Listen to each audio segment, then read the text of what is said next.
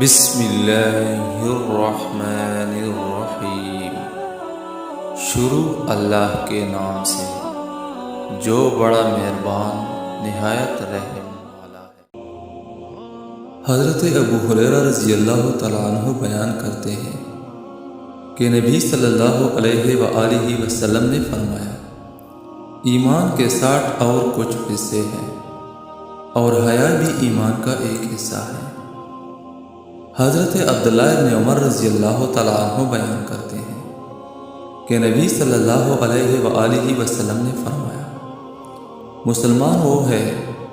جس کی زبان اور ہاتھ کے ضرر سے دوسرے مسلمان محفوظ رہے، اور مہاجر وہ ہے جو اللہ کے منع کیے ہوئے کاموں کو ترک کر دے۔ حضرت ابن عمر رضی اللہ تعالیٰ عنہ بیان کرتے ہیں کہ رسول اللہ صلی اللہ علیہ وآلہ وسلم نے فرمایا، مجھے لوگوں سے قتال کرنے کا حکم دیا گیا ہے، حتیٰ کہ وہ شہادت دے کہ اللہ کے سوا کوئی عبادت کا مستحق نہیں،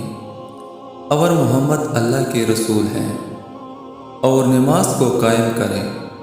اور زکوٰۃ کو ادا کریں، اور جب وہ یہ کریں گے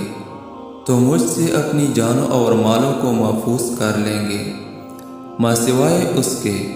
جو اسلام کا حق ہو، اور ان کا حساب اللہ پر ہے۔ حضرت ابن عباس رضی اللہ تعالیٰ عنہ بیان کرتے ہیں کہ رسول اللہ صلی اللہ علیہ وآلہ وسلم نے فرمایا،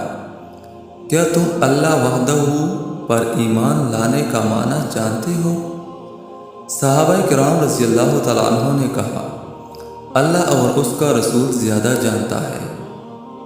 آپ صلی اللہ علیہ وآلہ وسلم نے فرمایا، یہ شہادت دینا کہ اللہ کے سوا کوئی عبادت کا مستحق نہیں، اور نماز قائم کرنا، اور زکوٰۃ ادا کرنا، اور رمضان کے روزے رکھنا، اور مال غنیمت میں سے خمس ادا کرنا۔